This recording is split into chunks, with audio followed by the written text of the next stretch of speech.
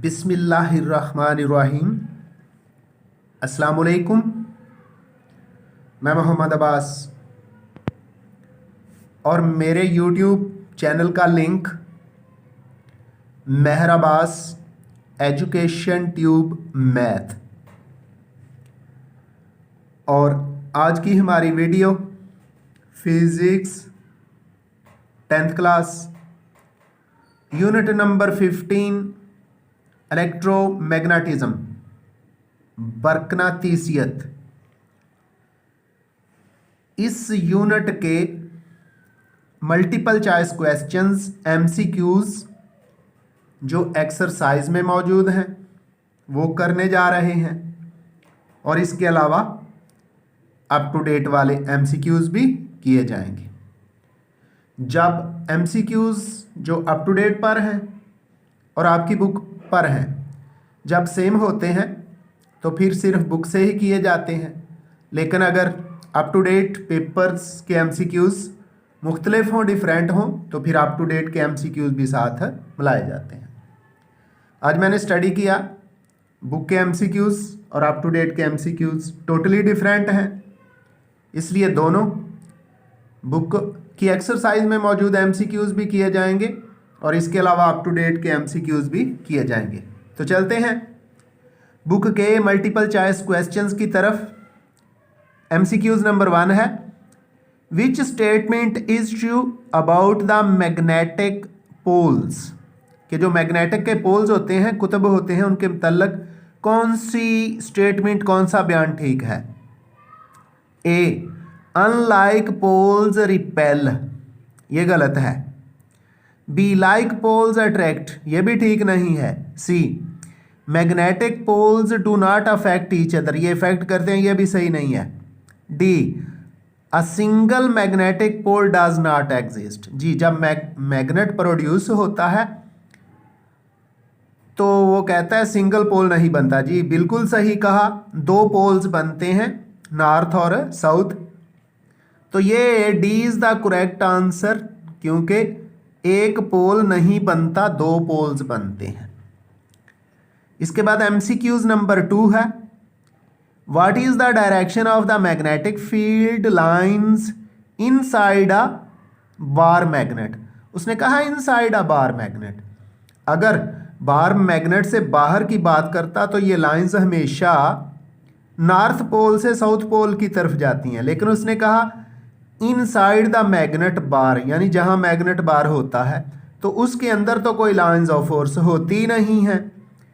तो ए ऑप्शन में है from north to south pole, B में from south to north pole, C में फ्रॉम साइड टू साइड, ये भी सही नहीं है।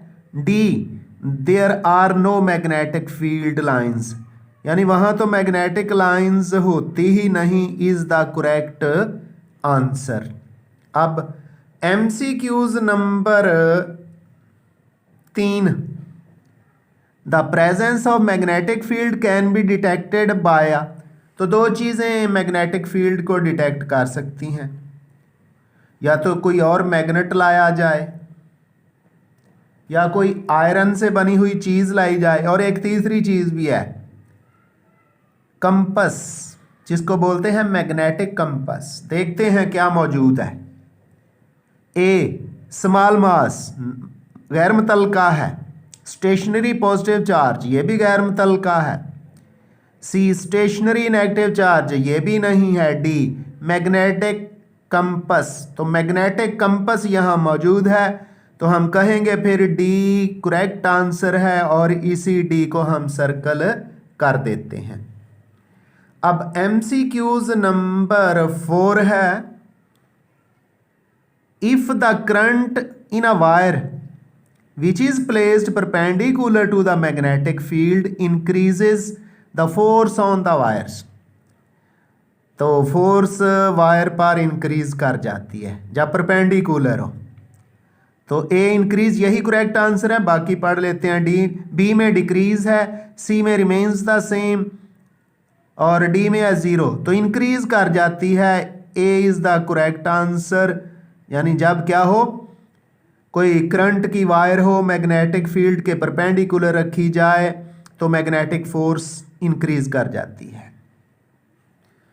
आगे एमसीक्यूज नंबर 5 है। एमसीक्यूज नंबर 5 क्या है? अ डीसी मोटर कन्वर्ट्स, तो मोटर क्या करती है? मैकेनिकल एनर्जी को इलेक्ट्रिकल एनर्जी में। A DC motor converts electrical energy into mechanical. DC motor है, सॉरी, डीसी मोटर क्या करती है? मैकेनिकल एनर्जी को इलेक्ट्रिकल एनर्जी में कन्वर्ट कर देती है। जी डियर स्टूडेंट्स, इसके बारे में थोड़ा सा डाउट था, वो क्लियर कर लिया। तो ये क्या करती है? इलेक्ट्रिकल एनर्जी को मैकेनिकल एनर्जी में चेंज करती है।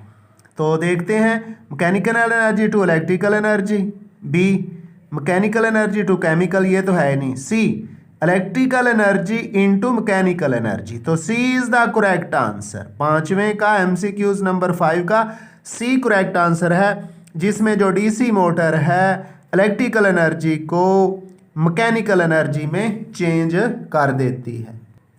जी आगे MCQs number 6, which part of DC motor reverses the direction of the current through the coil every half cycle। तो ये डीसी मोटर के अंदर होते हैं स्लिप रिंग्स, इनको स्प्लिट रिंग्स भी कहते हैं। तो the armature, be the commutator, see the brushes, और डी में है स्लिप रिंग्स। तो D is the correct answer. ये स्लिप रिंग्स होते हैं जो क्या करते हैं? हाफ साइकिल के बाद करंट की डायरेक्शन को, आधे चक्कर के बाद करंट की डायरेक्शन को चेंज कर देते हैं। एमसीक्यूज नंबर 7 है, the direction of the induced EMF in a circuit is in accordance with the conservation of energy. Conservation of energy, ये लेंज रूल भी है, लेंज का लॉ भी है। तो conservation of energy, D is the correct answer. D क्या है? Correct answer है। आगे जी MCQs number 8, the step up transformer increases the input voltage. Increases the, जो वोल्टेज दी जाती है उसको बढ़ा देता है। Step up transformer increases the input current नहीं, increases the input voltage. B is the correct answer. क्या करता है? ट्रांसफार्मर जो उसको वोल्टेज दी जाती है, जो स्टेप अप का मतलब यह बढ़ा देने वाला। तो बच्चों, जो स्टेप अप ट्रांसफार्मर है वो पीछे से आने वाली सप्लाई की वोल्टेज को इंक्रीज कर देता है, बढ़ा देता है। Number 9, the turns ratio of the transformer is 10। It means, बच्चों ये मैंने कैलकुलेट किया है। मैंने क्या किया है? इसकी कैलकुलेशन की है। VS over VP is equal to 1/10, 1/10, 1/10। तो यहां से VS is equal to VP over 10। तो डी जो ऑप्शन है ये करेक्ट आंसर है। D is the correct answer of this MCQs. तो बुक वाले बच्चों एमसीक्यूज कंप्लीट हुए। अब अप टू डेट के एमसीक्यूज की तरफ जाने से पहले आपसे रिक्वेस्ट है कि मेरे चैनल को ज़रूर सब्सक्राइब करें और एमसीक्यूज को बहुत अच्छी तरह तैयार करें। ये 12 नंबर के एमसीक्यूज फिजिक्स में आते हैं और इन 12 नंबर्स को इंशाल्लाह आपने हर सूरत में पूरे के पूरे कन्फर्म करने हैं, 12 के 12 नंबर लेने हैं। तो उससे पहले आपसे रिक्वेस्ट है कि मेरे चैनल को सब्सक्राइब ज़रूर कर लें, बेल आइकन क्लिक कर दें और वीडियोज़ को शेयर भी किया करें ताकि नई वीडियोस का नोटिफिकेशन आपको मिलता रहे और आपके दोस्त भी इन वीडियो से फ़ायदा उठाते रहें। जी तो dear students, up to date के एमसीक्यूज शुरू हो रहे हैं। पहला है, Lenz law is a manifestation of the law of conservation of energy. Energy conservation, B is the correct answer. Number 2, laws of electromagnetic induction and electrolysis were presented by. तो Michael Faraday है जिसने पेश किए ये कवानीन। देखते हैं जी, D is the correct answer, Michael Faraday. Number 3, which thing works on the principle of electromagnetic induction in hydroelectric power house. तो बच्चों ये जनरेटर होता है जो हाइड्रोइलेक्ट्रिक पावर के अंदर इंडक्शन के असूल पे काम करता है। तो B is the correct answer, generator. Number 4 MCQs। For an ideal transformer we can write that. तो बच्चों होता है VS IS is equal to VP IP। VS अपनी जगह पे, VS अपनी जगह पे, VP इधर आके डिवाइड हो जाएगा। तो IP अपनी जगह पे, IS राइट साइड पे जाके डिवाइड हो जाएगा। तो D, इसके मुताबिक D is the correct answer. D correct answer है हमारे MCQs नंबर 4 का। MCQs number 5, the direction of the magnetic lines of force around a current carrying coil is found by. ये एक रूल था, राइट हैंड रूल भी इसको बोलते हैं। मैंने ये जो टॉपिक पढ़ाया मैग्नेटिक का कि जिसके अंदर करंट किसी वायर में से गुजरता है और उसके इर्द गिर्द मैग्नेटिक लाइंस ऑफ फोर्स बनती हैं। तो यह है पूरा है right hand grip rule. C is the correct answer, right hand grip rule. तो सी के गिर्द हम सर्कल लगा देते हैं। MCQs number 6, the study of magnetic effects of current is called electromagnetism. Magnetism, electromagnetism, B is the correct answer. आगे जाने की जरूरत नहीं है। MCQs number 7, which device is based on the principle of electromagnetism. तो इनमें से electric motor, TV, CDs, mobile phone. तो ये ए ऑप्शन है, इलेक्ट्रिक मोटर इस असूल पे काम करती है और करंट को मैग्नेटिक में, इलेक्ट्रिसिटी को मैग्नेट में चेंज करती है और जिससे शाफ्ट घूमती है और उससे वर्क लिया जाता है। तो इलेक्ट्रिक मोटर है MCQs नंबर 7। MCQs नंबर 8 है, the transformer works on the principal.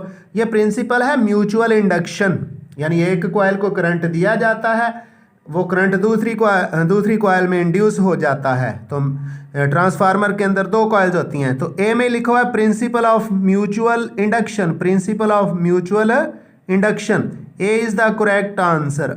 MCQs number 8 का ए करेक्ट आंसर है। तो dear students, MCQs number 9, transformer is use to change the value of voltage. Transformer 2 तरह का होता है ना, अगर स्टेप अप हो तो कम वोल्टेज को बढ़ा देता है और अगर स्टेप डाउन हो तो वोल्टेज को कम कर देता है। तो voltage, D is the correct answer. D क्या है, करेक्ट आंसर है। MCQs नंबर 10 है जी। तो 10 number, a device which is use to increase और डिक्रीज द। ये ट्रांसफार्मर है जो वोल्टेज का लफ्ज यहां लिखा नहीं गया, वोल्टेज।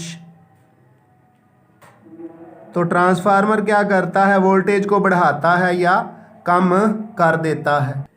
तो डियर स्टूडेंट क्या था, MCQs नंबर 10 में एक लफ्ज नहीं लिखा गया था, वो मैंने लिख दिया, device which is use to increase और decrease the voltage is called transformer. तो ट्रांसफार्मर के गिर्द सर्कल कर दिया है, A is the correct answer.